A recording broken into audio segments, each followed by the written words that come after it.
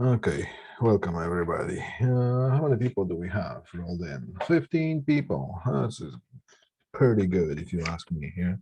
Are we recording? We just make sure, yes, the record is on, so we're good.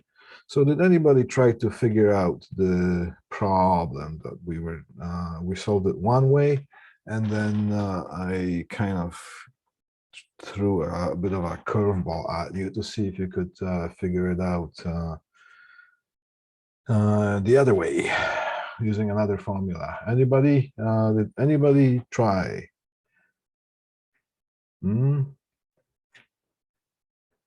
Nobody tried. All right. Well, you know what, guys? That just hurts both of my feelings. But that's okay. I'm going to torture you with this right now. Not really, but okay, so some of you will have to go back and see the previous video of on how we have solved the voltage between the 2 points A and B based on the one turn of a coil that just turned 90 degrees at a certain speed, and the speed was I had this thing written down wrong here. I wrote 1800, but it was actually 1500 RPM. So I'm just going to put little notes here for myself. All right. So and then what we're going to do is we're going to take care of the. We're going to review a little bit of a synchronous generator idea, the concept idea. And we're going to start on the synchronous, well, okay, so synchronous motor, we're going to quickly review that. And we're going to move on to a induction motor, which is also called asynchronous motor. Sometimes they call it squirrel cage, but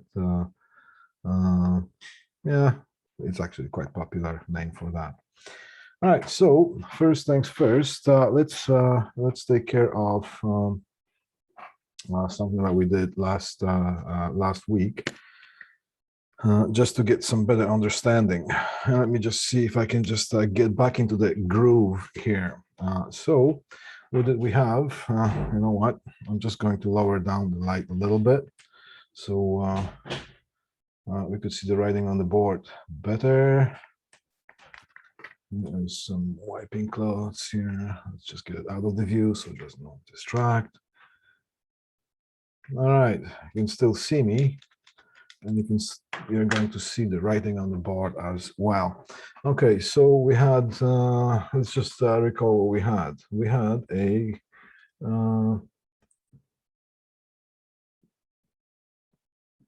two poles of a magnet. I'm sorry to ask, but your audio is very low. Oh, really? Let me just correct that very quickly. Let's see here. Check 1, 2, check. Let's just crank it up a little tiny bit here. 1, 2, check, test 1, 2. Oh, that's too much. Check 1, 2. And I'm going to hear back myself. Audio test. Check test 1, 2, check, check test. Is this better? All right, I boosted it up a little bit. If I crank it up more, it's going to start distorting. I'll switch computers. Okay. Well, try the volumes on that maybe. I miss those days that we're going to do the doing the in-person learning, but actually what we're doing here is pretty good. All right, so here we have two poles of a magnet, and here's north side, here is south side, like this, and it just goes like that, and like this, here, So here is the magnetic field that goes from top to bottom. It goes this way here. That's a magnetic field B. All right. And what else do we have? We do have a coil. See if we can just do it with different color. If the marker is not. Last time it was giving me some trouble here. But let's just draw the coil. And the coil was something like this. Here. Here. Like that. And there was just the output terminal here. And it is turning along this axle, and it's turning clockwise. Okay. And the length of one of those, this length of here was 0.2 meters, 20 centimeters, 0.2 meters. And the length here as well of this coil was 0.2 meters. Okay, so now we have the dimensions. Some given here. And we're trying to find out what the voltage is going to be generated when this coil turns quickly 90 degrees at the speed of 1500 RPM. 1500 RPM. Yeah, I just put that here, 1500 RPM. Okay, so that's the speed. Then the B magnetic field was, what did we have? 0.7 Teslas. Okay, so that was it. That was the speed, the frequency of the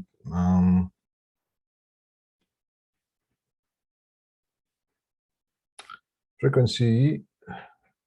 Actually, the frequency doesn't matter here. Okay, but let's just say we had 60 hertz. If we applied that, but that doesn't really that's the frequency in the wall, but I think we're doing some other example here. And the torque was what? The torque was 12 Newton meters. I'm getting more than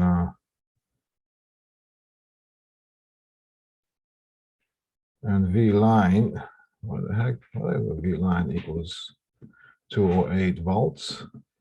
That doesn't make sense.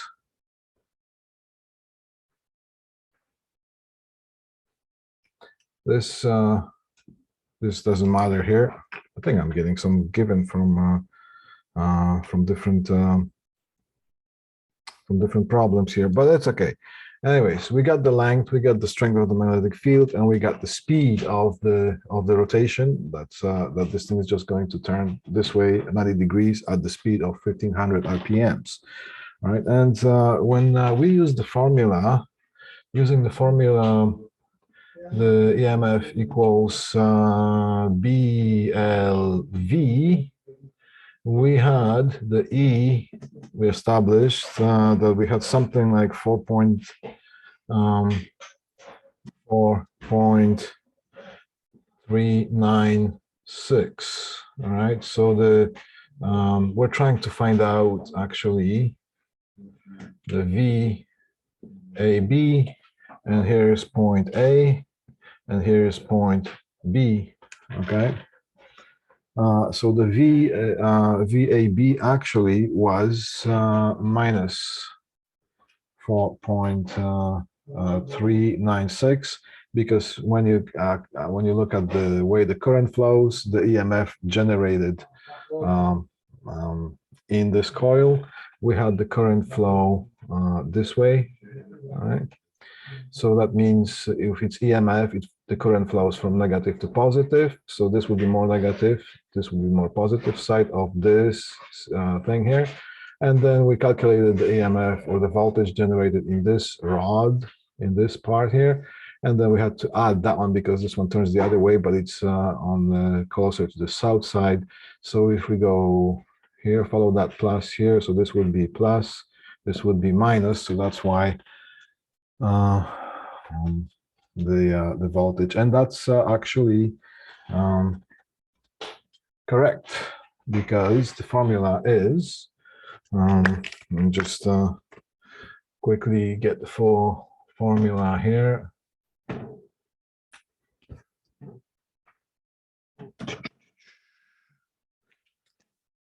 Equals, the whole thing is n, which is number of turns, and the number of turns is just one, but you know, n times b l v times cosine of the theta, and the theta over here is going to be the angle, because the when this here turns this way 90 degrees, it is this conductor is going to cut the magnetic field perpendicularly. So this angle, the speed vector, is going to be closer to the normal, which is the perpendicular line to the field. So that is going to equal 1.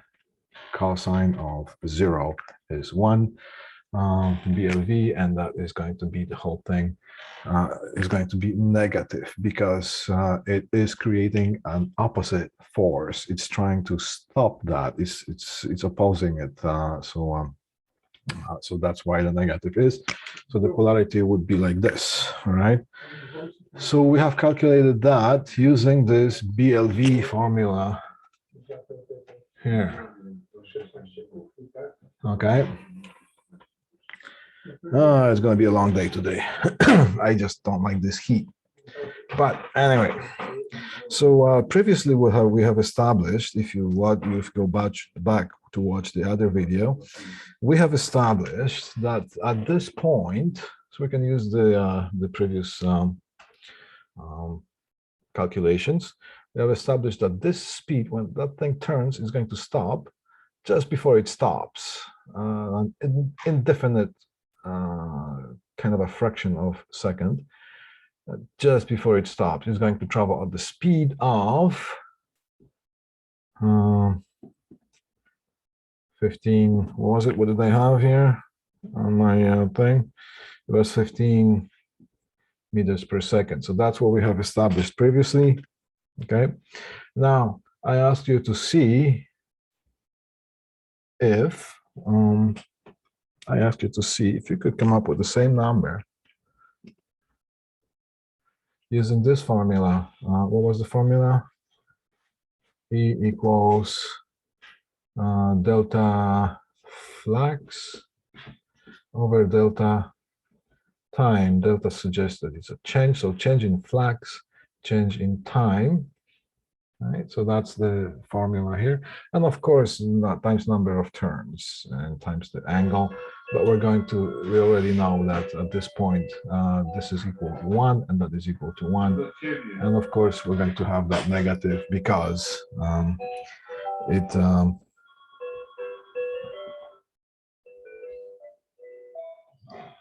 because it's creating a reaction to the action. Okay. All right, so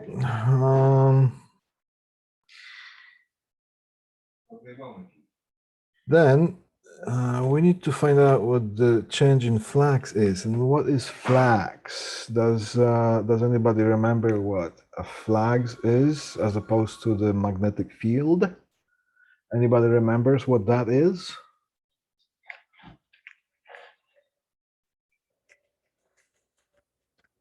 You can go on voice if you want. I'll hear it.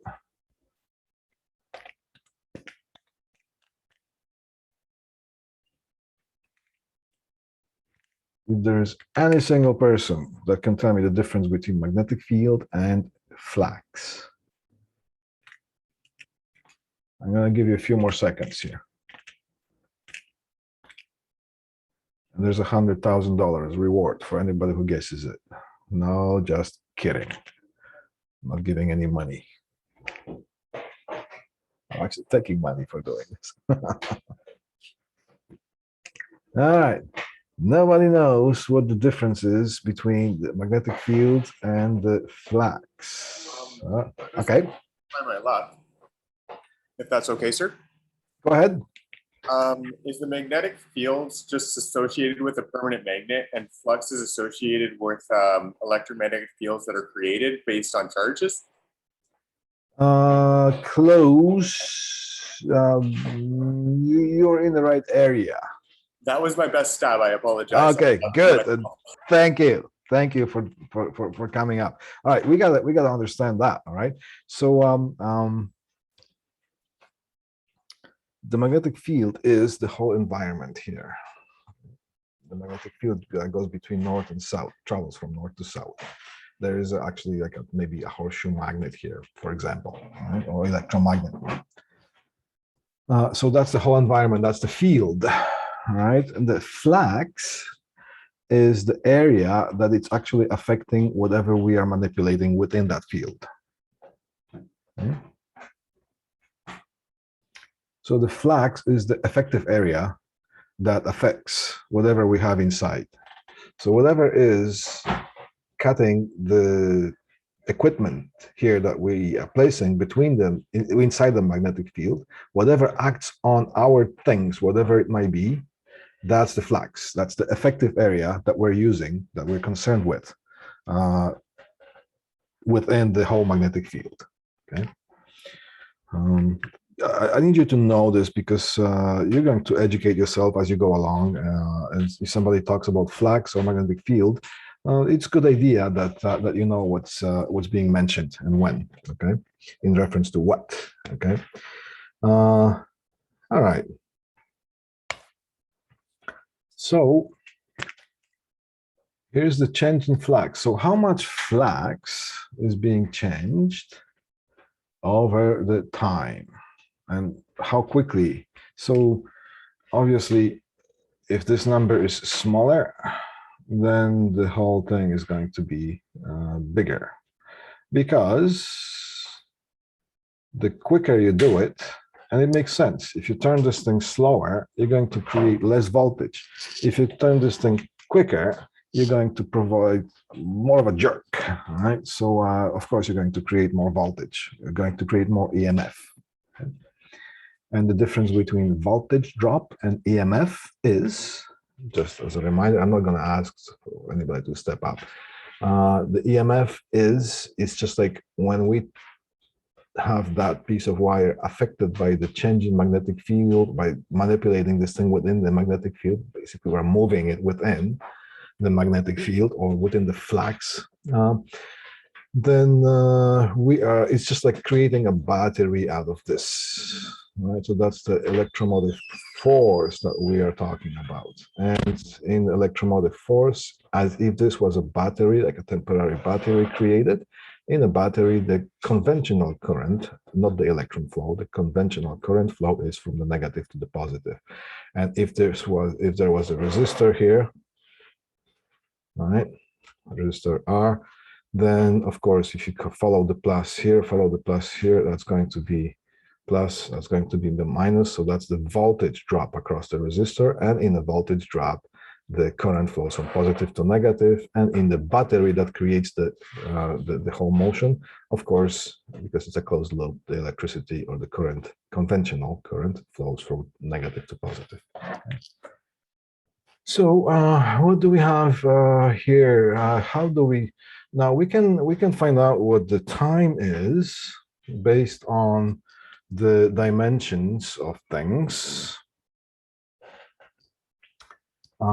We can find out how quickly it takes, how much time it takes from this position to this position if the whole thing rotates at 1500 RPM. Just going to get rid of that VL because that was residue from another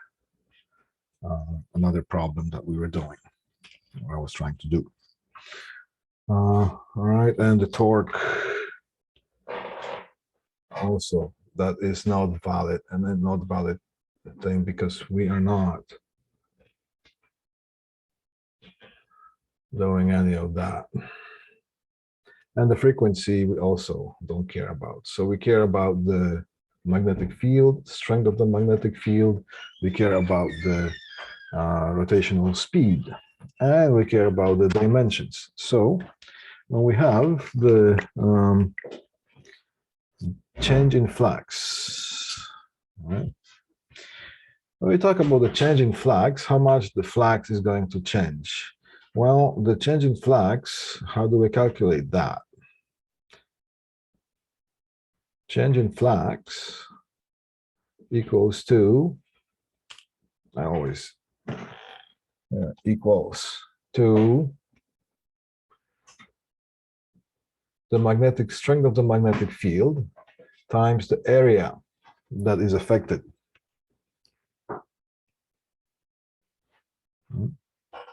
And this is in Teslas, and this is in meters squared.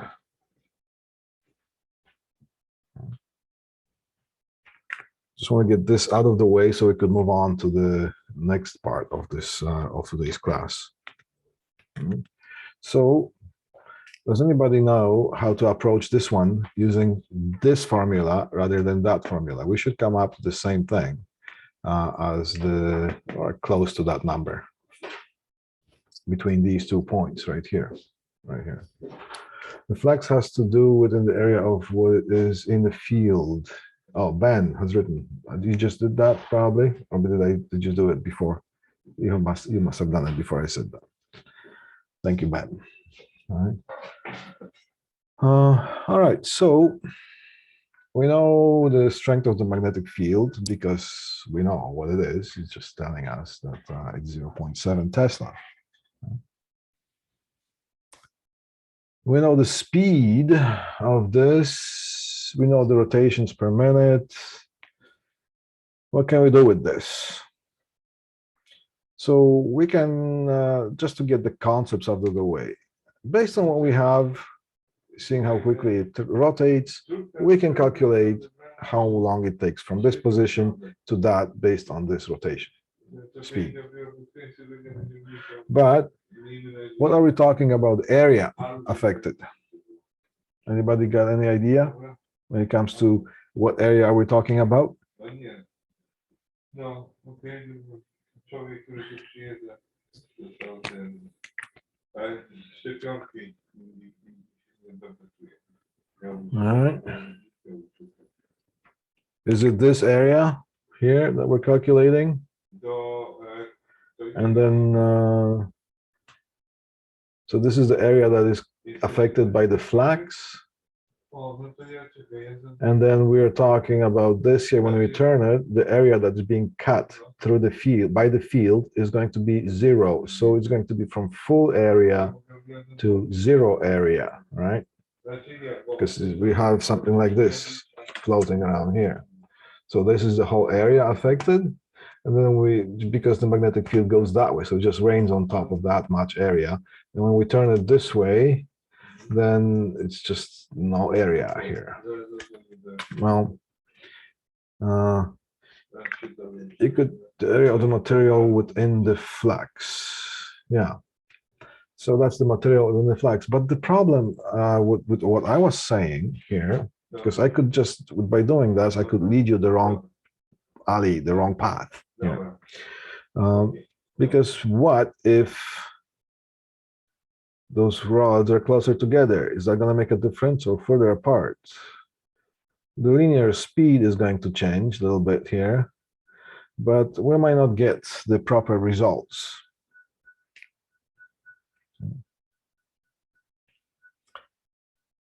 Here is what I'm going to leave you with, and see if you can come up with this number, because I'm not going to go through the whole thing. I want you to employ some of your creative juices and see if somebody can do the calculation here.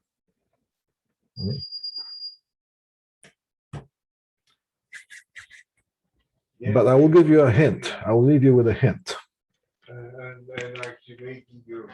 Let's say this here is going to, when it turns, it's going to be like it's going to create an imaginary cylinder, right? And the imaginary cylinder would be like this. Here's the circle. something like that. Jonathan, somebody All right, and here is the other side of the circle. Okay. Is there any way somebody can need the tractor between 7:30 and here is the x-axis. Here's the y-axis that goes right through the middle of this cylinder, and the cylinder rotates this way, and we're trying to find out, because that what we're interested in is how long is this, excuse me, is going to go from here to here. That's the thing that we're interested in. All right, so what happens is this is the rod. Okay, see, this is the rod, and it's turning because that's a wire here. So that here, can we do this? Right, like this.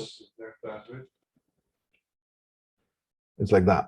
Okay, here, and it's turning this way.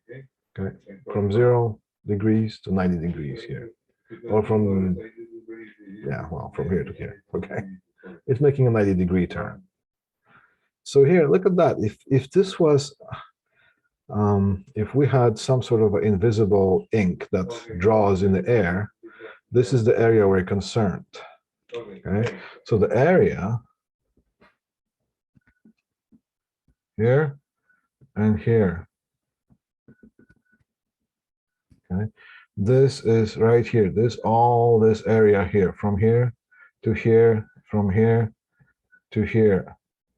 Okay, if you just get that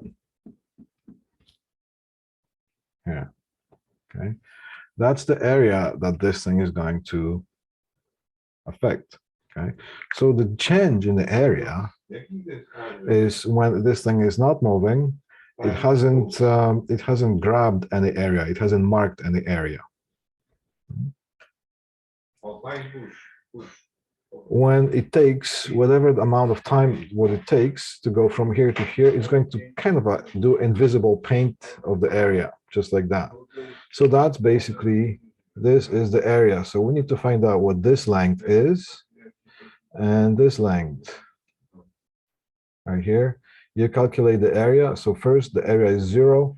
Here the area is at the end here. The area is maximum. So the change of the area would be the maximum area over the minimum area, which is 0. And that's going to be your, you're going to plug that in here, this area. And that magnetic flux, we know what that is. You do the calculations, and based on that, you're going to have something to plug in right here.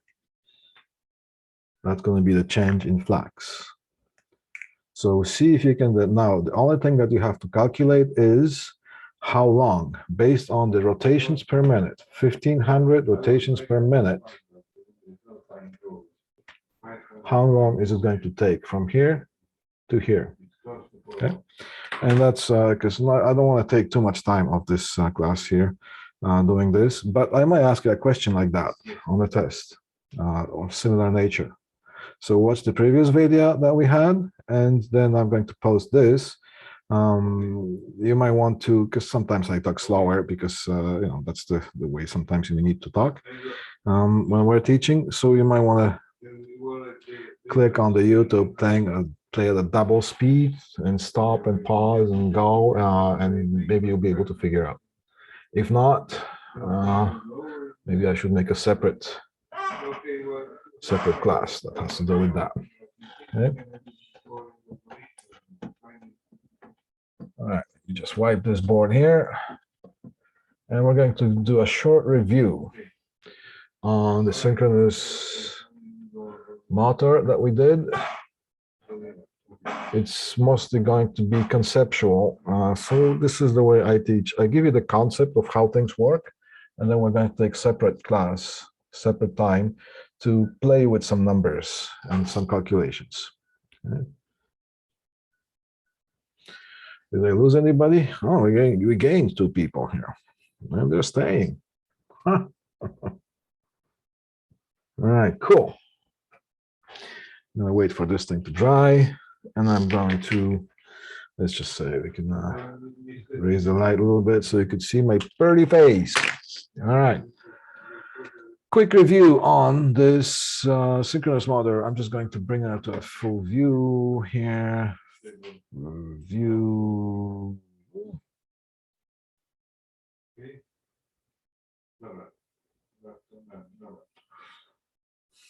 Full screen. There we go. And let's just get some of that going on here. Okay, so just a bit of a review on the synchronous motor. Just going to quickly go through some of the slides, and I had this thing in a PDF form. So synchronous motor, okay. What do we have here?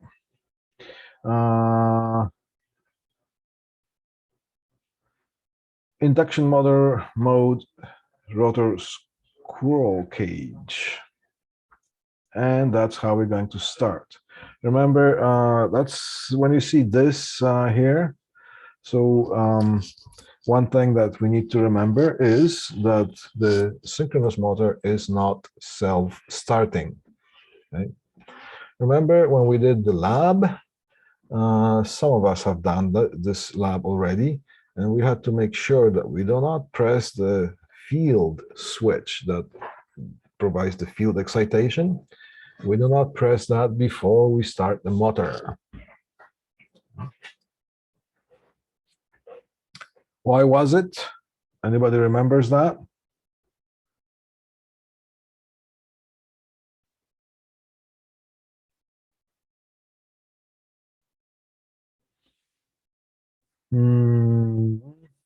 Everybody quiet.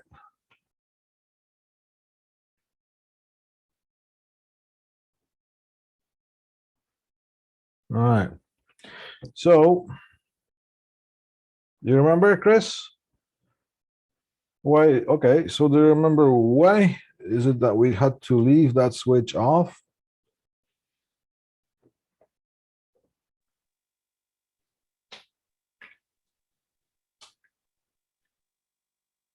All right. Just a little short review on how. So, okay.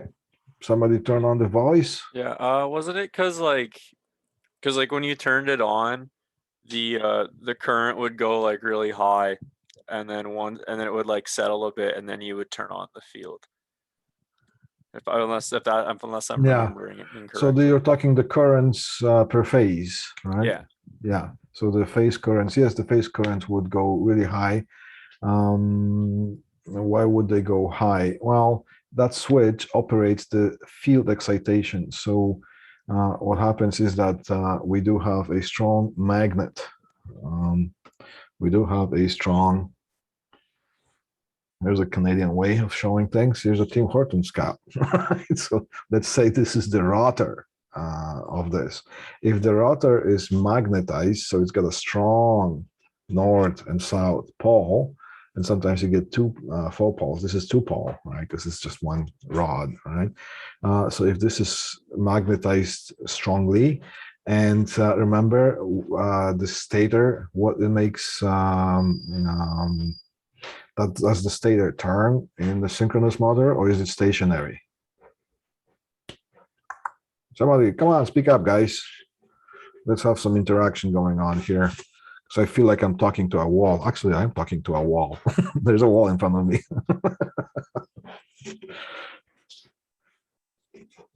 All right, does the stator turn in the synchronous motor? What are the moving parts? Except for my fingers here.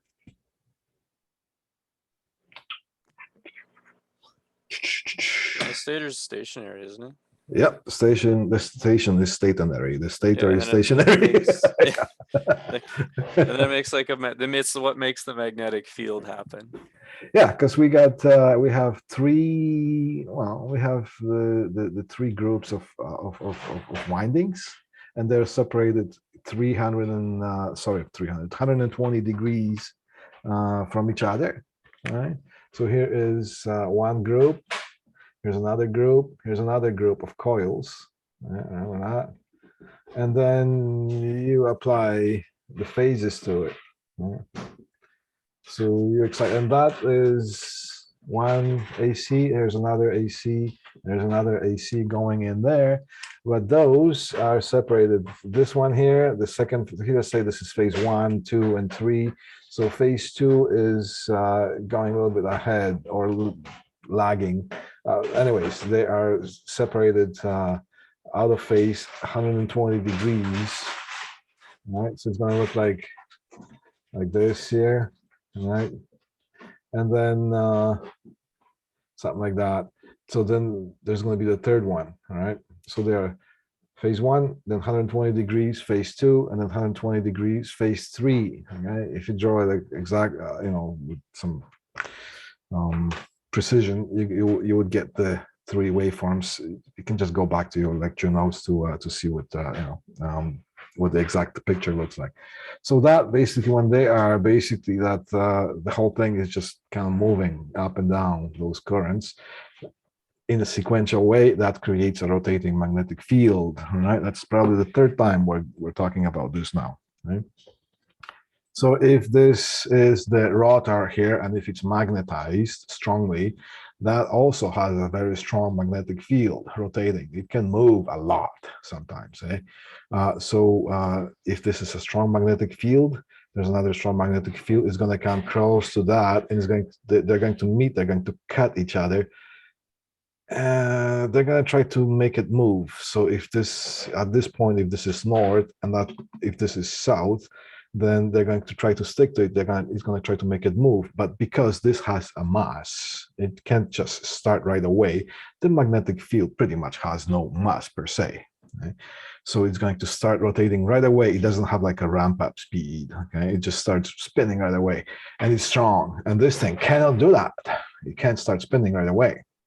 It takes time for this thing to kind of swing into the full speed. But because of that strong field here, it's going to try to move it, it's going to cut it, and then the next time he's going to cut it again. So it's going to create a lot of turmoil here, and that's going to create a lot of current in these phases, and something is going to give.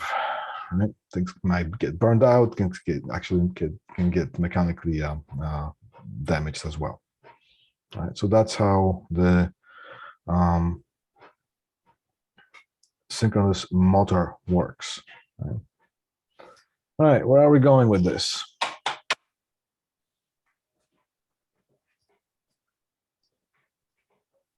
God, this is not a PowerPoint. It's induction motor, rotor, scroll. Okay, I know where we're going with this.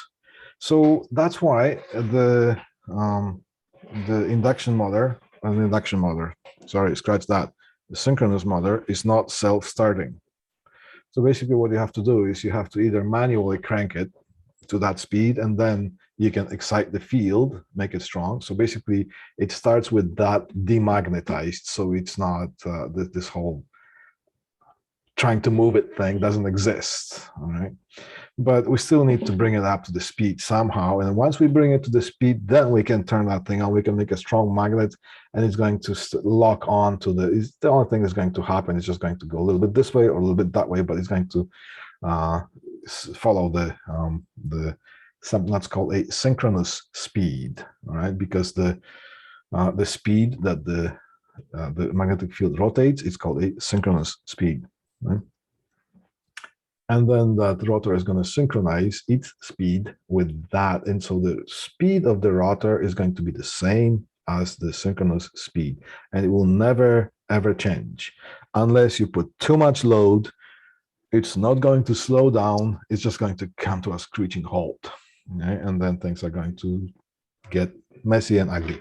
Okay, so that's what happens with the synchronous motor. So what do we do to make it self-start? Well, today we're going to talk about something that's called an induction motor. Okay? And so induction motor is self-starting, and induction motor works in a similar way that the synchronous motor is working, except the speed of the rotor is not synchronized with the rotating magnetic field. It's always going to be a little bit slower. We're going to find out how that happens. So why not marry these two, right? Get the best out of both worlds. And what happens is that there's something that we'll be talking about that. It's something that's called a squirrel cage. All right, and sometimes it's the squirrel cage. It's metal rods, and sometimes it's a wound squirrel cage, right? So sometimes straight metal rods, and sometimes they are windings. Either way, it works pretty much almost the same, because one can be used as a generator, and the squirrel cage, with the metal bars, the hard bars, it pretty much cannot be used as a generator. It can only be used as a motor. So that squirrel cage is kind of embedded onto the rotor. So the synchronous motor first starts as a induction motor, and then we're going to excite the field, and that rotor becomes magnetic. It's going to lock onto that, and the squirrel cage rods are going to become pretty much inactive, right? So that's how we self-start the synchronous motor, all right? All right.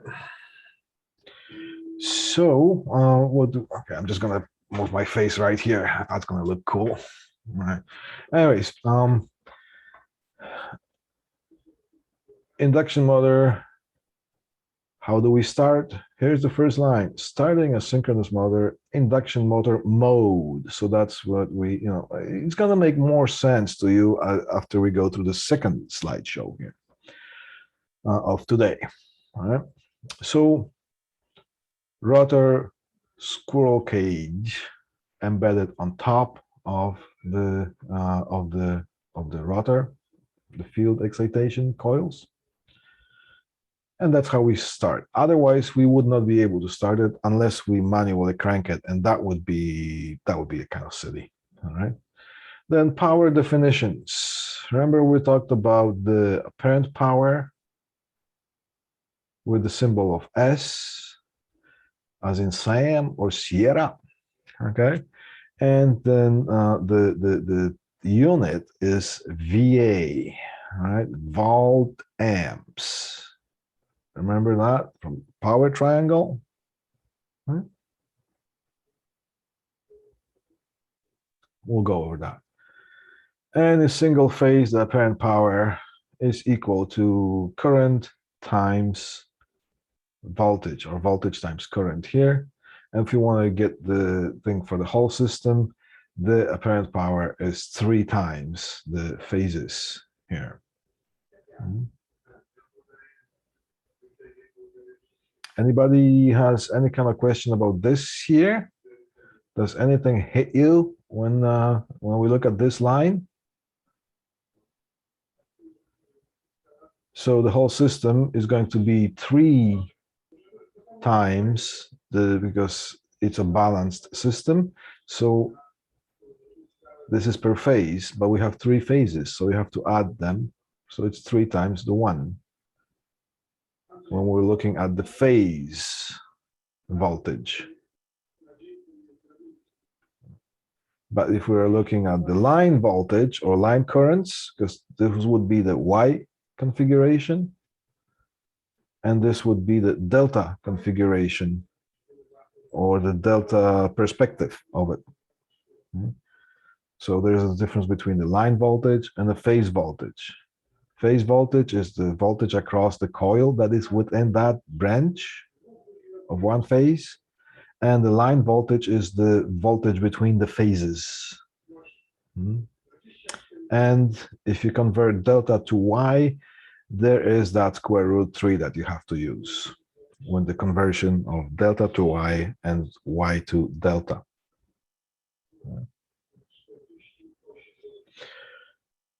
And then we're going to deal with, that's based on the lecture that I gave you last time. Active power is the true power. It's the working power. And the P, all right. is the apparent power times cosine of the theta angle, and the cosine is actually the power factor. Last time I gave you the lecture and we were calculating it this way, but we have a right angle. We can use cosines and sines. Remember the so-called TOA. And I'm just giving you this thing verbally. You can use the Petergorn Theorem, or you can use the trigonometry, the sines and cosines and tangents, so-called TOA. All right. Bang. Because you also have a reactive power, and in this case we're labeling this thing as Q, and here's a little mistake here. This should be VAR. All right, the apparent power is VAs and reactive power is volt amps reactive. So just remember over here, this should be not VA, this should be VAR. VAR.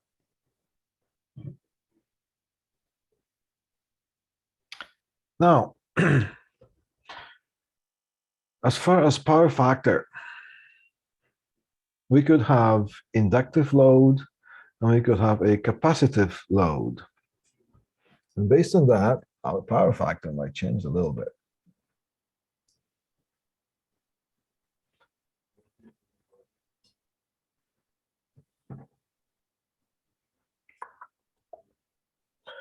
Now, there are those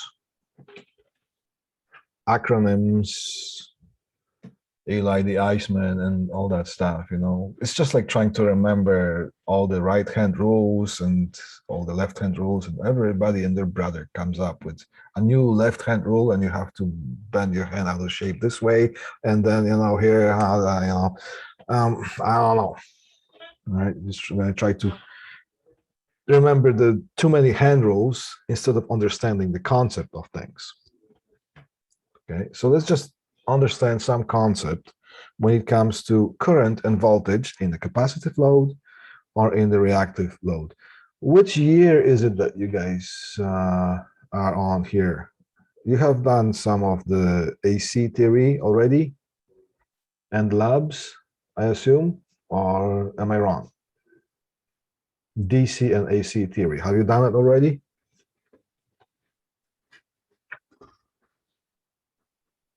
I'm looking at my monitor. All right. Yes, we have. Cool. Thank you, Chris. All right. So based on that,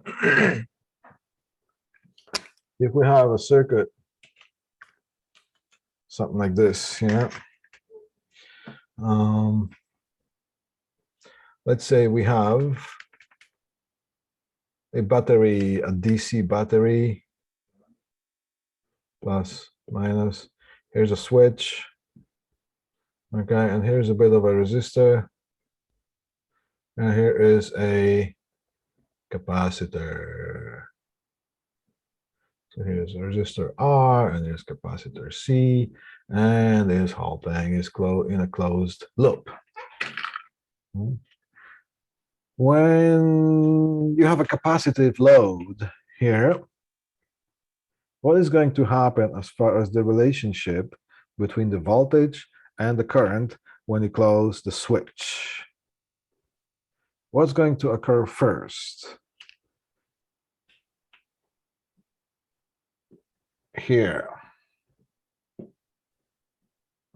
Here, it's an arrow, all right? If you have a voltmeter here, and if you have an amp meter here,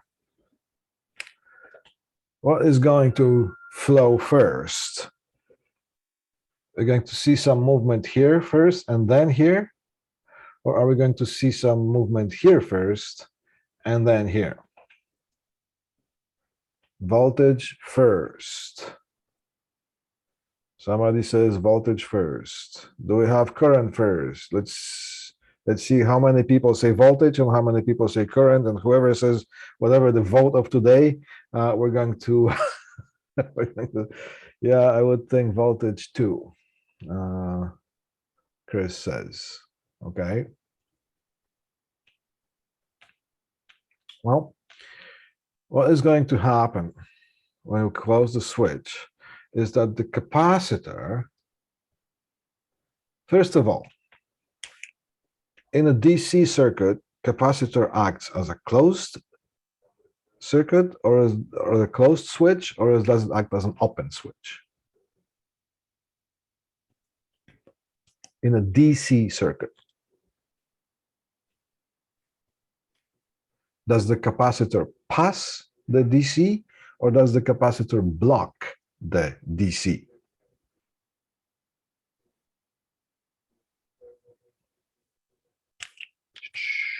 It's going to act like an open switch. Young Hun, thank you. If I had a candy, I would give it to you, but I'm sitting here and you're sitting there. But I promise you, I will give you one if I don't forget, which means I'm probably going to forget.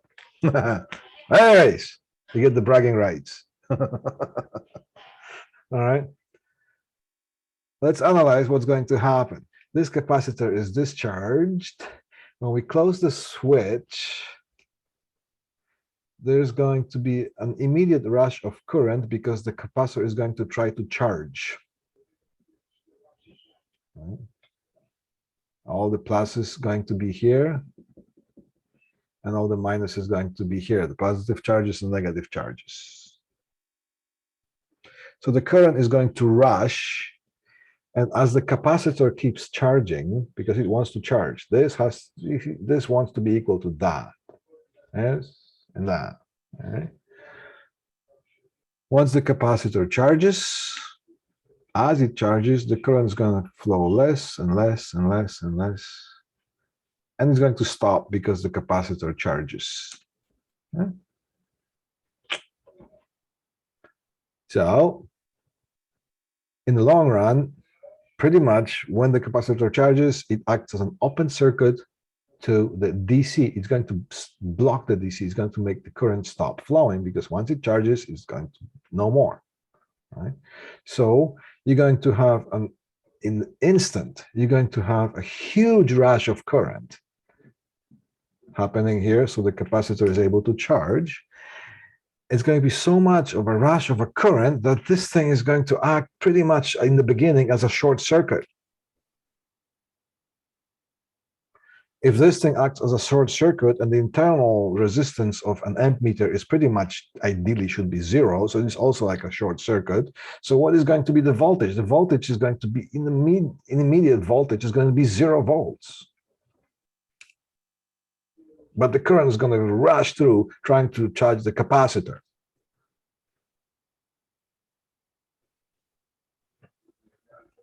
So in a capacitive load, current leads the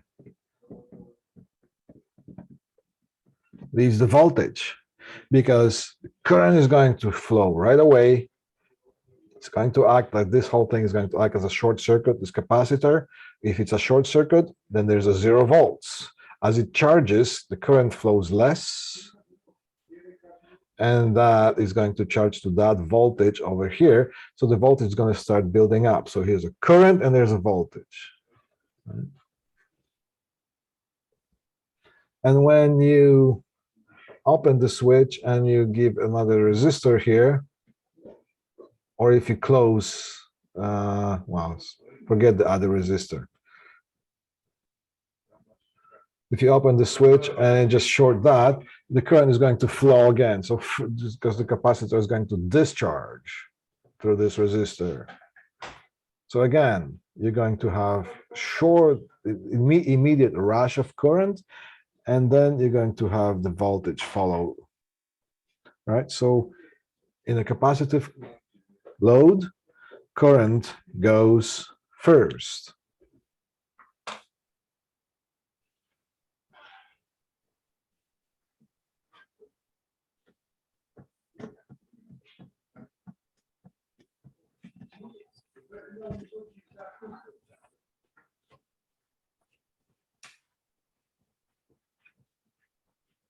Yeah. So if we have the X and Y axes,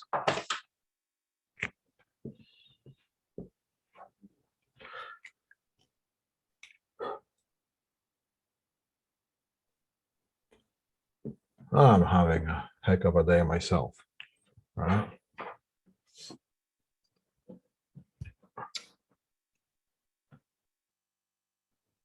We're going to have a voltage first and current, sorry. We're going to have a current first, and we're going to have a voltage second, all right?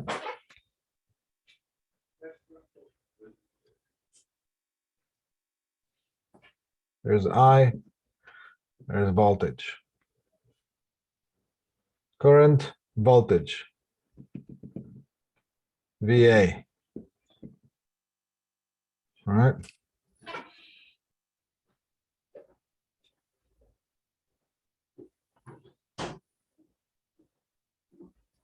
Now, when it happens to the coil in inductive circuit, you can just analyze it the same way. And what we're going to have that the voltage is going to exist first, and the current is going to exist second, because coils do not like change. The coil is going to oppose the change. So it's going to create a voltage. It's going to prevent the current. So if we have a same circuit as the resistor, just to limit the current, and we have a coil here, when we close the switch, then there's going to be no current flow because the coil is going to oppose the current flow. It wants to stay status quo. It wants to stay the same. So first we're going to have voltage here, and then slowly the current is going to build up. So the capacitive load, in capacitive load, the current flows first, and the voltage occurs second. And then inductive load, this is coil L, right? The voltage becomes first, and then the current starts flowing because the coil is going to give up if you just keep it.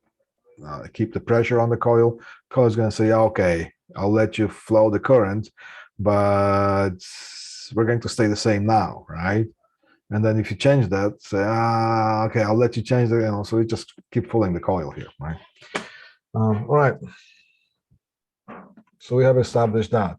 So, the whole acronym, Eli the Iceman, or whatever the heck it is, some people like to use that, but now, isn't it better that you actually understand the concept of how it actually works and why? And then you'll never have to remember the acronym. Who cares about the acronym? It's my opinion anyways.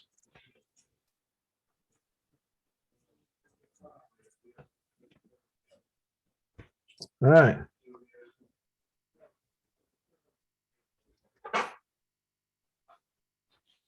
What do we have here? Okay. So we're going to come back to this slide. So there's an active power.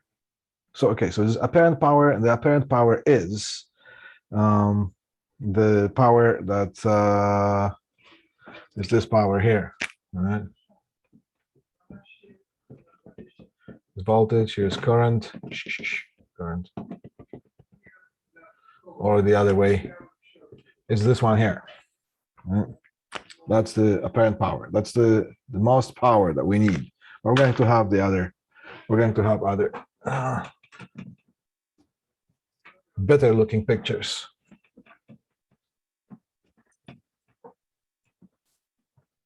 Is everybody else having the same day as I do today? I think maybe a storm is coming. Okay, let's just keep roll through this thing. We gotta do it. So here's the apparent power. That's the total power supply to the system. Active power is the one that's actually being put to work, and there's the reactive power that is going to appear sometimes, or sometimes it's not going to be, it's not going to exist. All right. Inductive load. Now here, okay. In inductive load, here we have, remember, we just talked about in a coil, inductive load, first we got the voltage and then the current begins to flow. So I, the current is lagging the voltage. So we have something that is called a lagging power factor. All right. Then in that case, the load absorbs the reactive power. In capacitive load, current is leading the voltage.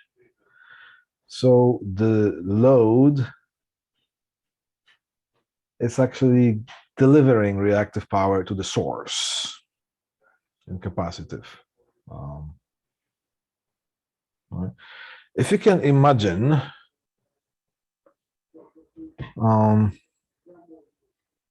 if there was an ice ring, yeah, it's a Canadian way of explaining it.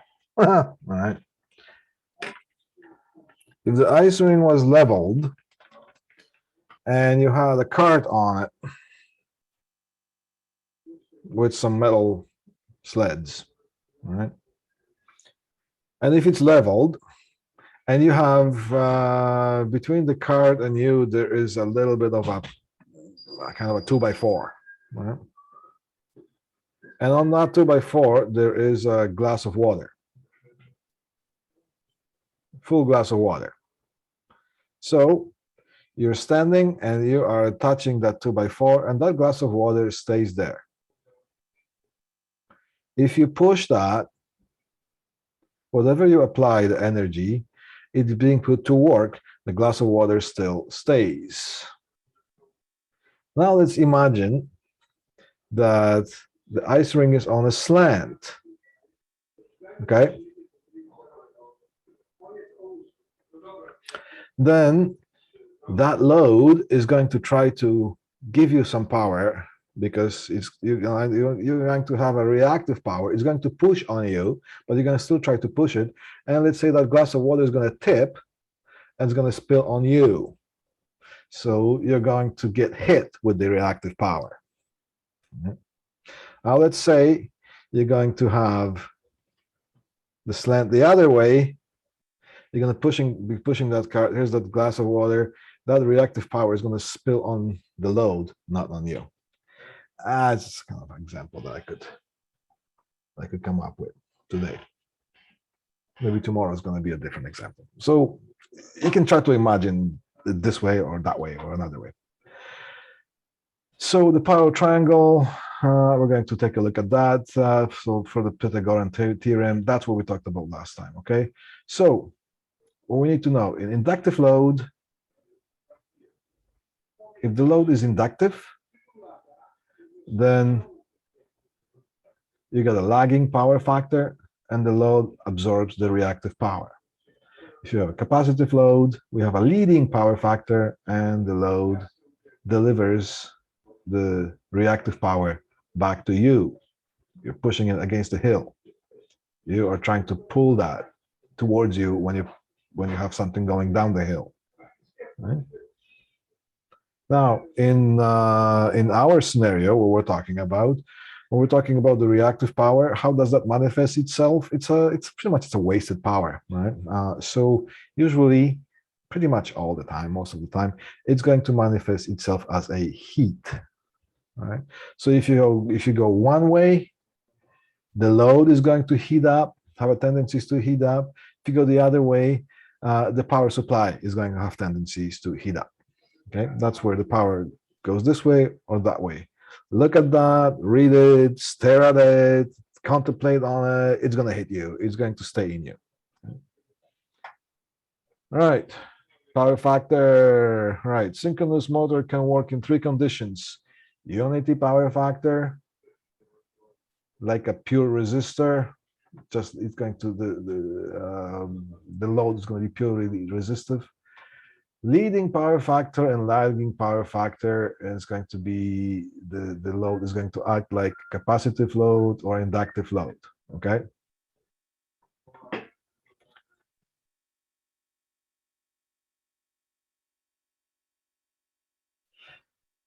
So in unity power factor, the apparent power is equal to the real power, right? So that's, things are not going up the hill, things are not going down the hill. All right, so active power, P determined by the load. Active power or true power or the real power, that's the same thing. Reactive power equals 0 because these two vectors cover each other. Apparent power with the symbol of S is the least that we can get, because we don't need to put any extra power for the whole system to work, right? So then the power factor is 1, right?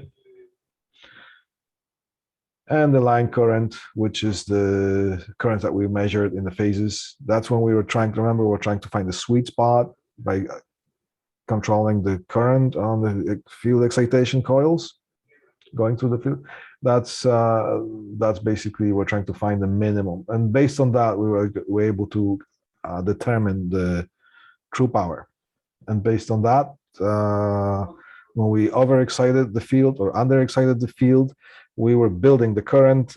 We knew, we were able to calculate what the apparent power is and what the reactive power is, one way or the other. So here is the triangle here. All right, what do we have? Leading power factor, it's just like a capacitive load.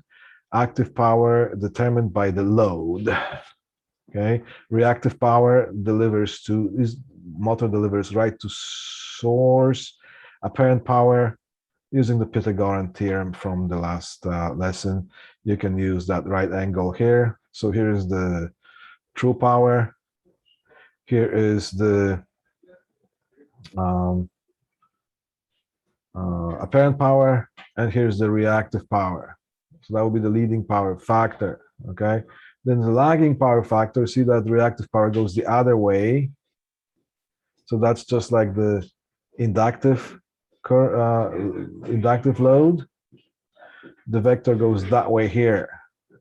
See here, and because of the way the current flows, sometimes the current leads, sometimes the current lags, and you're going to have the reactive power build negative here, and you're going to have the positive here. So lagging power factor, it's just like inductive load, and you're going to have the vector going this way here, and it's going to be a positive number here. The theta is going to be going this way, and here the theta is going to go that way, right? This way here, and that way here. Active power, so lagging power factor, just like inductive load. Active power determined by the load. Reactive power, motor absorbs from source, so the motor is going to heat up.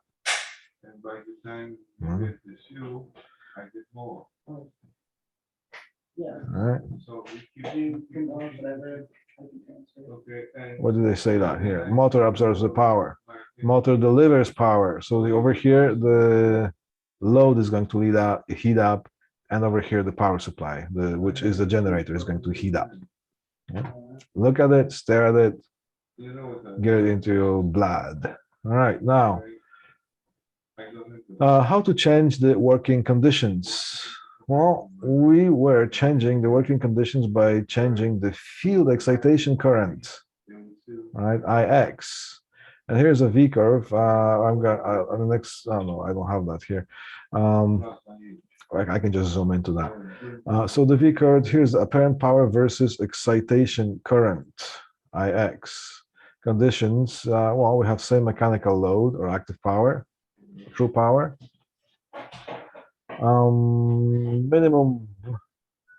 Minimum reactive power, sorry, apparent power, which is the S here, is happening when the current, the field current is at certain value to create the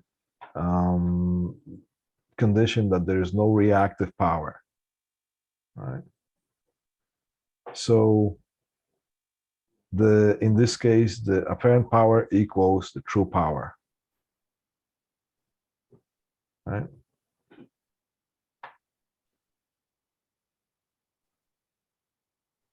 And the true power over the apparent power, of course, because if they're equal, it's going to equal 1. And if you draw the triangle here, if you do the sine and cosines, in this case, the cosine is going to be equal to 1. So here is the power factor. It equals the cosine of this angle here. And over here, the cosine of angle 0 is 1. Okay. Now let's take a look at the V curve here. That's an interesting thing. I'm just going to zoom it in a little bit. Yeah. Okay. So here is the apparent power. You see that is in VAs, all right, or kVAs, kilovolt amps. So that's 1,000. All right, 1,000 kVA. That's like a million watts, million VAs. Right? So that goes up, and over here we have the excitation current for the field excitation. So this, by manipulating the field excitation current, we can adjust the power factor to be 1.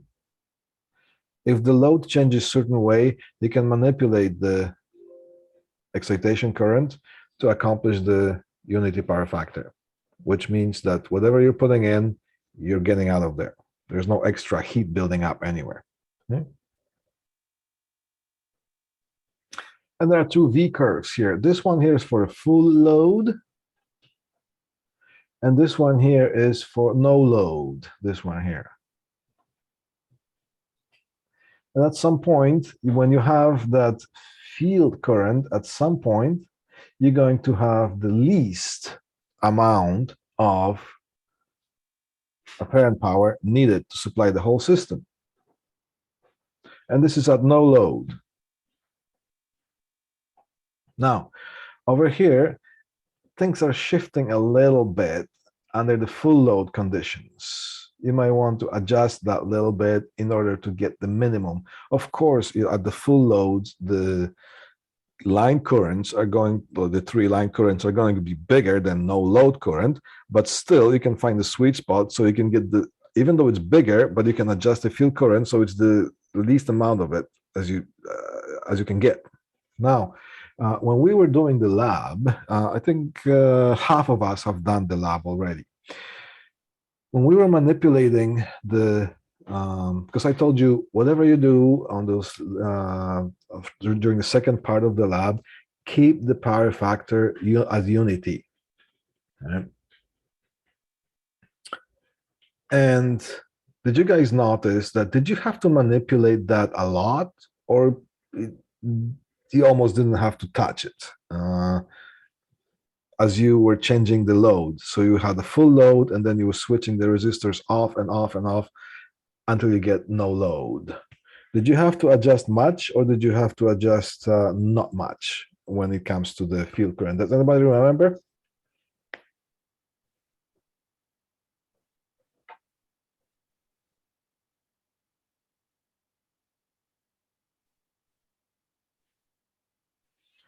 I don't think it was very much, Chris says. You're correct. Not much. You could almost leave it as it is, as it was. Any kind of reasoning that comes to your mind? Why is it? Because look at this V curve here. The load changes from 0 loads to that shift is changing here. At this point, let's say, 40, 60, 80, 60, about 70 amps here. That's a huge motor here, okay?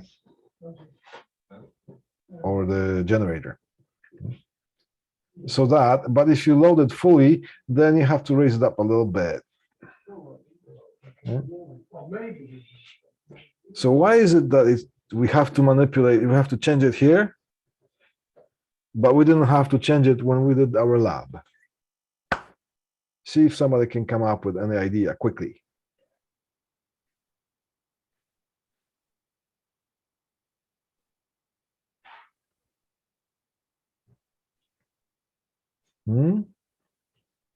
All right.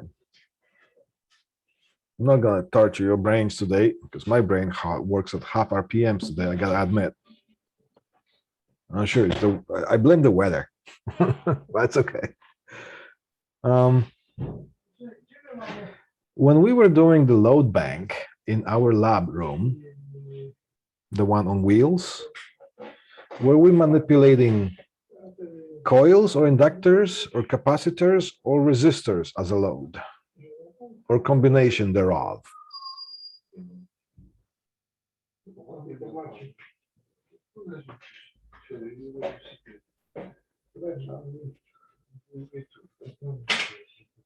Resistors only. There we go. Good.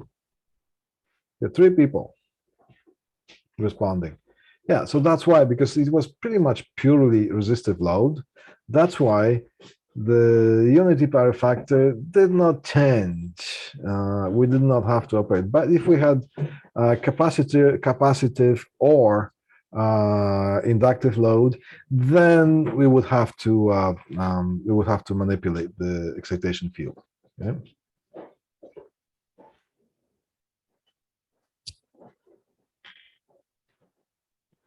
What is the next thing here?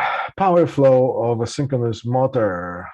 I was going to just go through this slideshow quickly so I could come up, so I could give you the other slideshows. I guess maybe we're going to have to come back to that next time we see each other, which is on Thursday, I think, or Wednesday, whatever it is. All right, power flow of a synchronous motor. The input power, the complete input power is the AC power, the 3 phases, AC times the current times the cosine of the theta. So when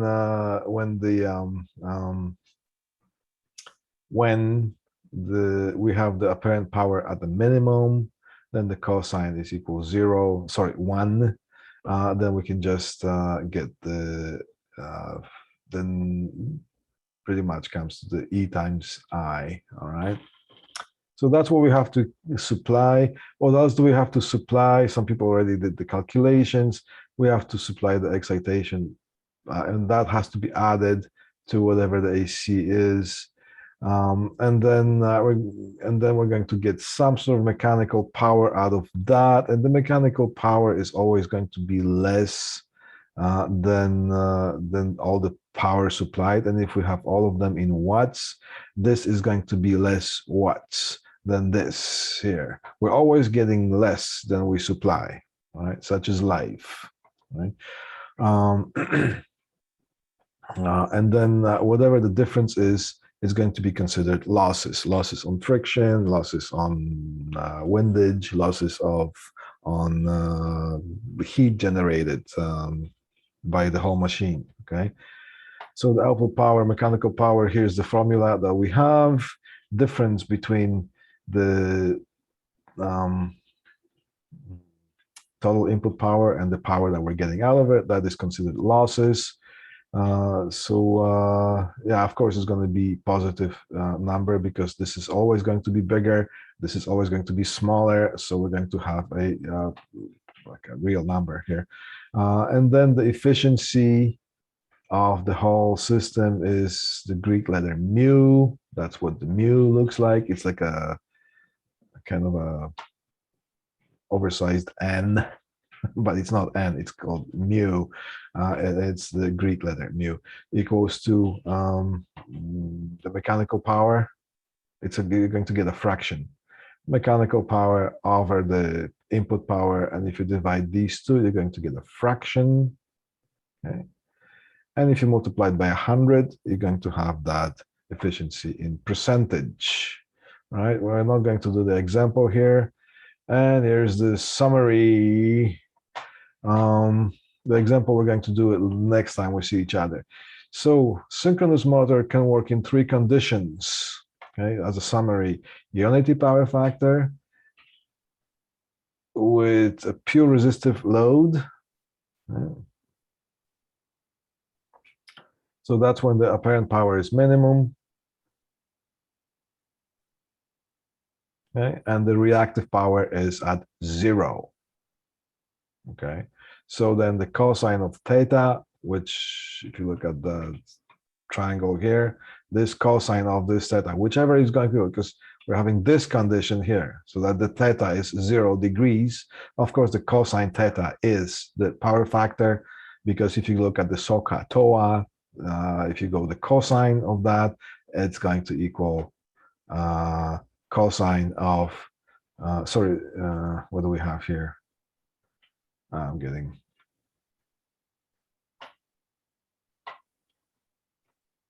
yeah, the cosine of theta is going to equal 1, because 0, so it's going to the power factor is going to be equal 1.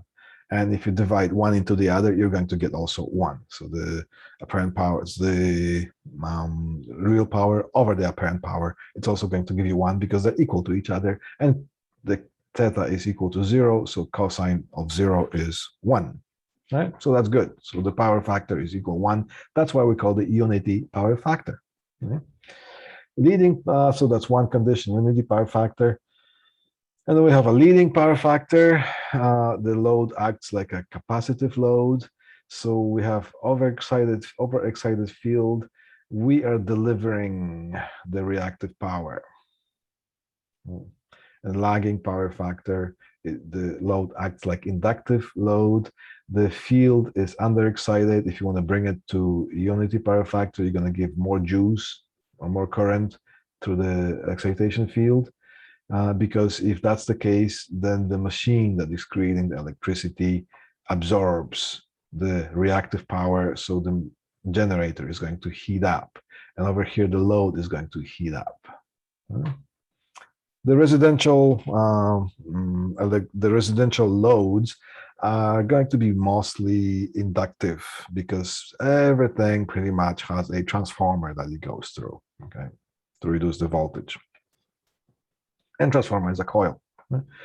So power flow in a synchronous motor, input power equals the delivered power to create the field, and then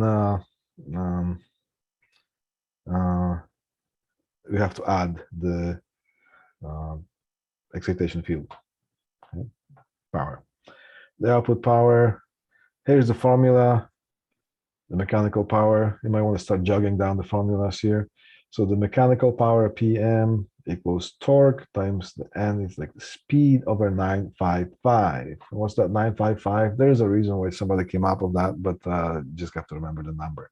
So you have to find yourself, you have to know what the torque is, you have to know what the speed is, and the speed is in RPM, torque is in Newton meters, and you just have to find yourself a 955 somewhere. I'm pretty sure everybody has 955 somewhere stuck in the basement or something. Anyways, so the difference of that is the losses, and the efficiency is the smaller power over the bigger power. And the bigger power is always what we come in with, and this is what we're leaving with, right? So then this Greek letter mu, and if you multiply it by 100, you're going to get that in percentage. Okay, so that's the this thing here. Let's see what we have next. Class 22, class 23 here, right?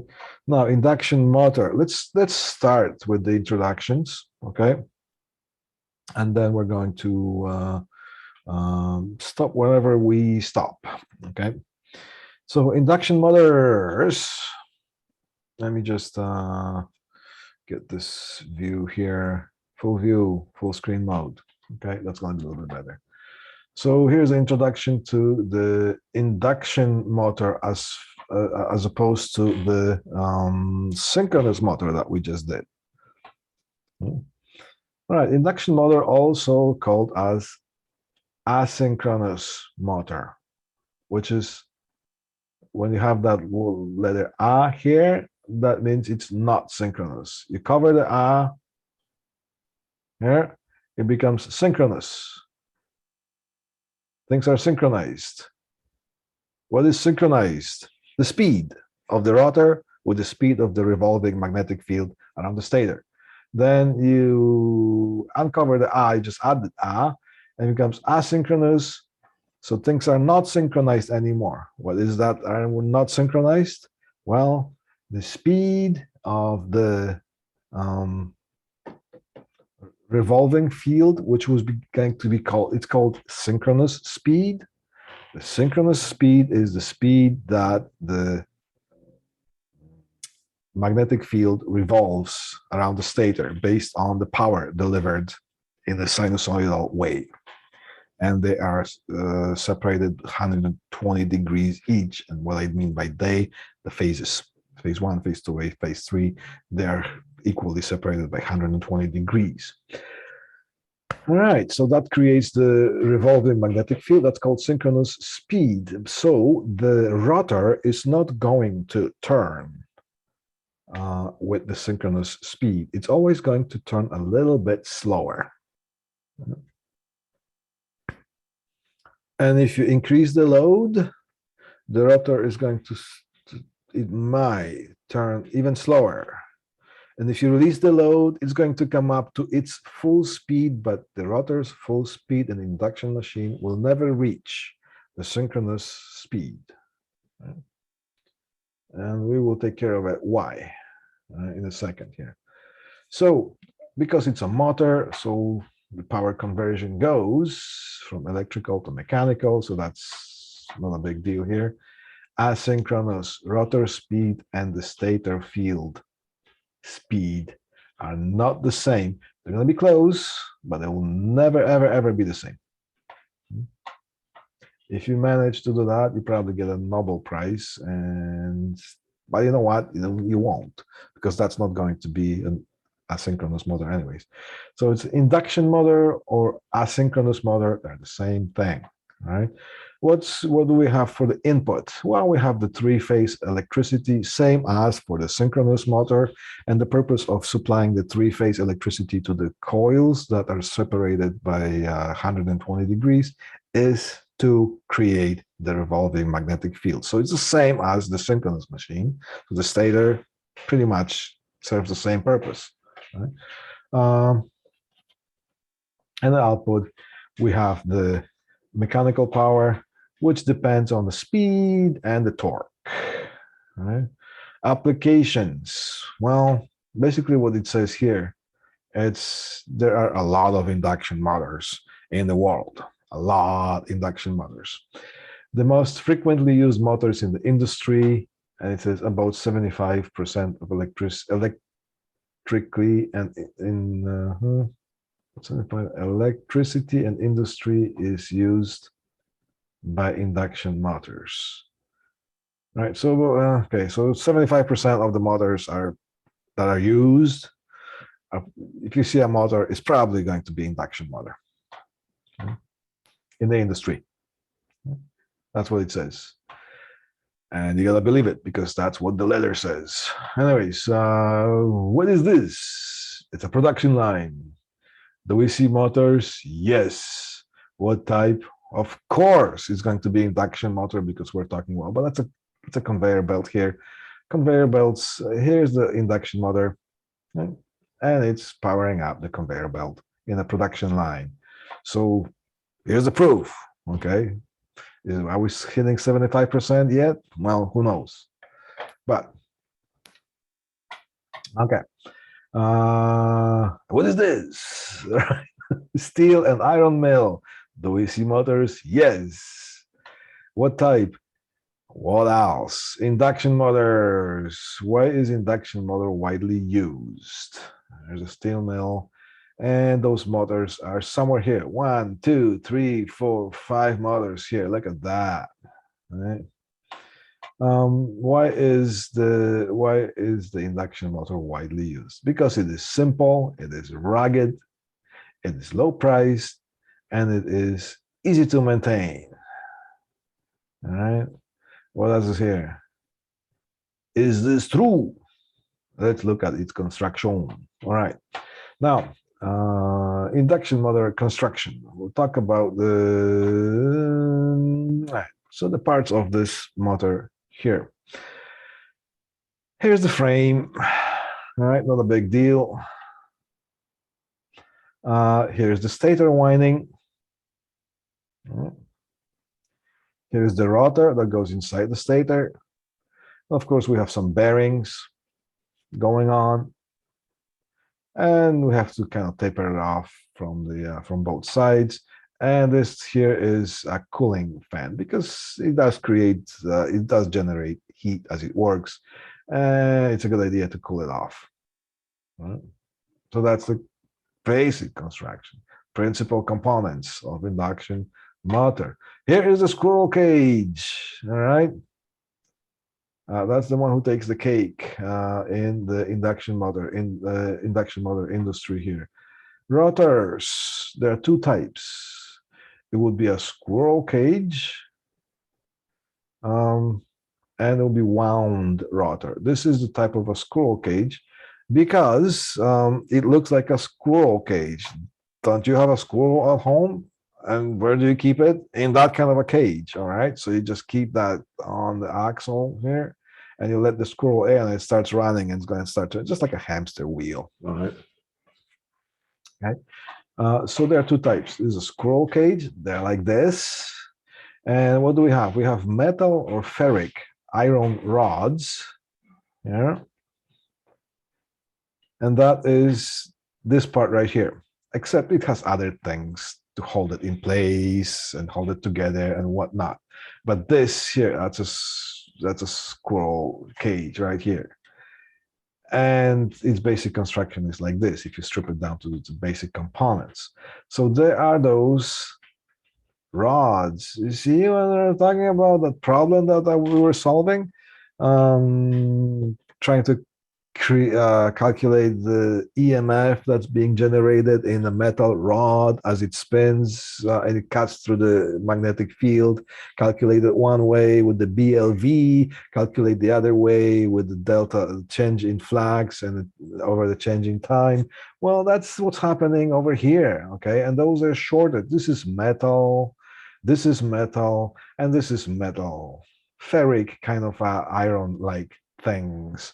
So when a strong magnetic field cuts through, let's say, one of the rods, it is going to create a current, but this is shorted, all right? So the current, like this metal rod, is shorted through these metal rings and through the other rods, okay? But it's going to make the field, the magnetic field or the flux that is going to cut with certain strong strength and fast velocity. It's going to, the strength of the magnetic field that cuts that rod and the speed of that is going to be strong enough to actually make an EMF out of that one. It's going to be about it. So that means for the short period of time, it's going to create a current flow in that rod. And when we have current flow through a metal rod that cuts through magnetic field, what do we get? We get motion happening. It's going to start push it out of the way in a straight line, but it's not going to be able to put it out of the way in a straight line because this thing is sitting on the axle. So it's going to try to go that way, but this whole drum is going to prevent it going that way. It's just going to make it roll in circle and bring it to the spot again. And excited, push it out of the way. It's going to, so that's how basically that works. Okay. Obviously, in this scenario, excuse me, this machine, if it's done in this way, obviously it can only be used as a motor. It cannot be used as a generator because there's no any output out of that. Right? So you can only excite that. You can only submit that to a changing magnetic field, and you can only make it move. Right? So that's a squirrel cage right here, motor. That's why it's called squirrel cage, because that's where everybody keeps their squirrels, and that's what it looks like. Right? Oh, I got 5 at home. How many do we have? Right? Anyways, squirrels. Right? Now this is wound rotor, instead of having metal rods in the drum, there are windings that are arranged pretty much in the same principles, so you get the same effect, but instead of getting the metal rods, you're going to get windings here, and you're going to create EMF in those windings. But if you have the windings, then you can come out of that with a wire, and you can put them on these, something that's called a slip rings. These are the slip rings here. And the slip rings are being touched by the brushes, and through the brushes, the electricity can be either delivered to it or it could be taken out of it. Delivering, if you want to use this thing as a motor, you just short those damn things here, right? And it's just like having that drum shorting the metal rods, and you can make it spin, right? But if you want to generate a little bit of power, then you open it and you connect it to something else that can absorb that power that could be generated. It's mostly used for regeneration. Electric cars are using that type of a motor with the wound rotor. So when you hit the brakes, these coils or those windings arrange themselves in a different way. The whole motor becomes a generator, and because it's a generator, it's a coil. The coils or poles change. So some of the braking action is being done by creating that as making a generator out of that motor that drives you. And that's where do you get the power? You put it back in your main battery. So that's here's your, you can start making electric cars right now. Right? So the access, how to access the slip ring. These are the slip rings, and the brushes are, and here's the breakout box and pretty much the construction of that. Okay, working principle of the induction motor. We're almost done for today here, but let's just oh, come on. All right. Yeah. All right, two laws. We have Lorentz force, and what is the Lorentz force? Conductor carrying current or current carrying conductor in the changing magnetic field is going to create motion. Faraday's law. For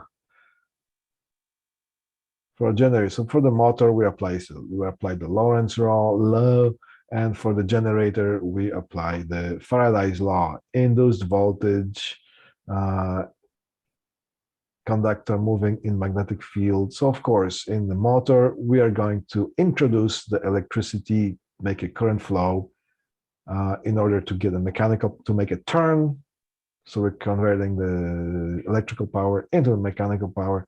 And the generator, we are delivering the mechanical power. So we're making the wires cut or move through the magnetic field. And then it's going to create an electricity. All right. If you switch one before, just like the electric car, it switches between these two using the same motor, switching between this machine being used as a motor to drive it, or when you hit the brake pedal, it can be used as a generator. So it's going to start opposing it. So it's going to have a little bit of a braking action. And then an energy that's being used to bring the car to the stop is going to be put back so you're saving a lot of energy knowing that. Which was here? Which law for induction motor? Both. All right, and we're going to talk about that. It has something to do with the back EMF. Okay. So how? Stator, rotating magnetic field, rotor, induction current. So both are happening at the same time. What's happening? Basically, if you consider the induction machine if you look at it from two perspectives, let's say it's a motor. Okay, we're dealing with a motor.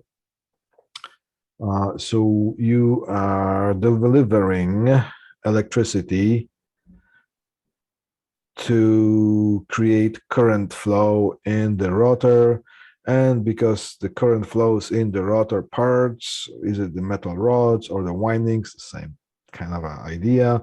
You are creating motion because EMF is being created, and that EMF causes the current to flow through the rod. And because we have a current flowing, we have magnetic field, and the two magnetic fields around the rod and the magnetic field that is affecting it, they're interacting and making it turn. All right, so that's the EMF. But now, if you put that aside, and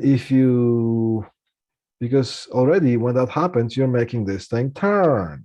All right, so it's turning because you're making it turn by introducing electricity. Now put that concept aside and forget that there is electricity delivered to it, but consider that also there's a metal rod spinning in the magnetic field that cuts through it. And that spinning of it, if you forget that there's electricity applied, that is going to also create an EMF. But it's going to create the EMF the other way, okay? Which is called back EMF. It's just like friction. You have a box on a road, you're pushing that box, that road friction is pushing it the other way. And it's only pushing that way, the friction is acting that way only if you're pushing this thing this way here, okay? So that's the idea of back EMF, same as that, all right? You're creating motion by introducing electricity, but because you have moving parts, metal rods, moving within that magnetic field, and that is going to create a position to that, just like the friction. So everything makes sense, right? Okay, here. All right. So this is the picture. Here's phase 1, phase 2, phase 2. So, okay. What do we have at the stator in the induction motor? Well, same as pretty much the idea of the synchronous motor. Can I just zoom it out so you can see the whole thing? All right. So we have in the stator, we have three-phase winding creating a revolving magnetic field. All right, and the NS stands for the synchronous speed, and it's the same as the one that we used for the synchronous motor because it's called the synchronous speed, and that's the speed of the revolving or rotating magnetic field. And the formula for that is, jog it down, don't forget that one. It's 120 times the frequency provided times the number of poles. Okay, what do you see by the number of poles? What do you mean by the number of poles? Let's say this is a magnet bar. Okay, this remote control here, that is a magnet bar. All right, and it has a north pole and has a south pole. Okay, so that's 2 poles. You add another bar here, and which is also going to have north pole and south pole, and they're going to create. So now, of course, you have 4 poles. Okay, so that's how we count the poles. Here's one. Okay. Okay. All right. And the direction of the rotation is determined by the direction of the rotating field. You arrange it one way, you're going to get the rotation of the magnetic field spinning one way. You exchange any of the 2 phases, right? You're going to have the magnetic field rotating the other way. Right?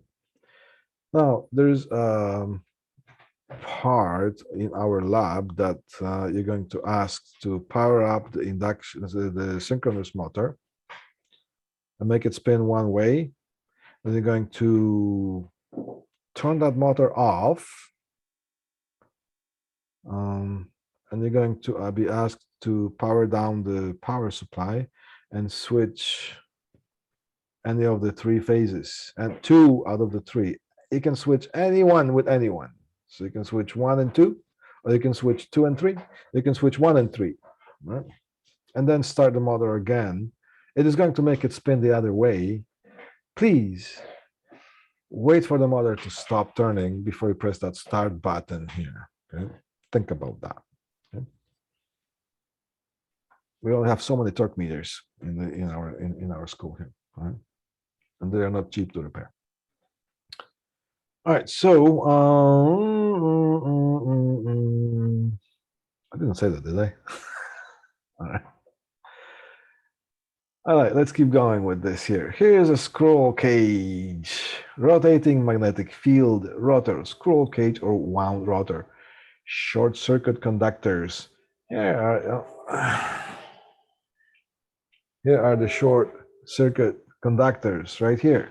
Here's a conductor, and here's a conductor, and here's a conductor, and they are short circuited by these metal rings. Because how is it shorted? Well, this point is shorted with this point through this rod, but also through everything else that is connected to it. It's a big metal cage.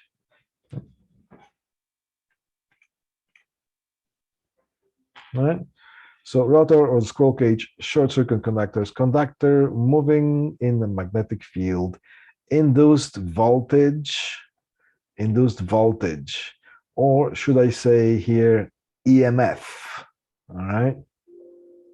Because for a short period of time, when you cut that rod with a magnetic field, so you're hitting it with a changing magnetic field, you are creating a mini battery out of that, right? You're creating an EMF inside, not voltage. And the right-hand rule is going to show you the plus potential with the, okay, well, here, okay. So because you have a short circuit, you're going to have a current flow, pretty much good amount of current because there's nothing to stop it. You got a short circuit, just get enough resistance to make the current flow.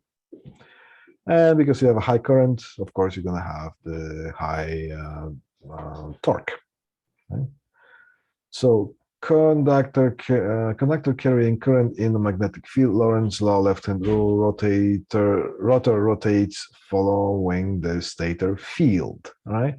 So this rotor is going to try to catch up with the rotating magnetic field. Right? But because those are not, this is not like a magnetized core here. It's not magnet, we don't have poles here. We just have a scroll cage. We're just cutting through the metal rod. And if we just cut it quickly, and that thing is free to move, it's going to start moving. But it's okay that if the magnetic field passes through it, and it hits another one, hits another one, hits another one, hits another one. So pretty quickly, before long, we're talking like half a second or maybe 1 second, this thing here is going to accomplish the full speed of it, the full speed that it is going to accomplish. And it is never going to be the same as the synchronous speed, which the synchronous speed is the speed of the revolving magnetic field. Why is it that it is not going to reach the same speed? I'm not going to pause the question here and wait for you to answer. The reason is that if this metal bar is not moving, the field is going to cut through it. So that metal rod is going to experience the change of the magnetic field or the flux that acts on it. And when we have a conductor that is exposed to a change in magnetic field, you're going to have EMF induced in it. And EMF is going to create a current flow. But here's the thing. If this metal rod or this conductor has to be not spinning with the same speed as the revolving magnetic field, because if it synchronizes with that, then that metal rod is going to be exposed, not going to be exposed to a change in magnetic field because that is going to be following it. So it's going to have a constant magnetic field acting on it. And when you have a constant magnetic field acting on it, there is no change implied onto that rod, which means that there is no EMF induced in that metal rod, which means there is no current flow in that metal rod, which means there is no motion created. So it's as soon as it reaches that speed, it's going to lose its energy because so it's going to slow down a little bit. And once it slows down, it's going to be grabbed by another field that kind of, so it's going to kind of be always a little bit slower than the synchronous speed. I hope I kind of explained that. If not, press the back arrow and so it can take you 15 seconds. You can listen to it again if you want to. All right. So rotor speed is always going to be less than the stator field speed, exclamation mark here, and it's in red. Right? That means it's important. All right, so let's just take a summary of this whole thing, and we're going to continue with the part 2 of the induction motor next time we see each other. All right, so induction motor, in the summary, stator, 3-phase winding, same thing as the synchronous motor, right? Rotor, it's a squirrel cage or a wound motor. Asynchronous, why is it called asynchronous?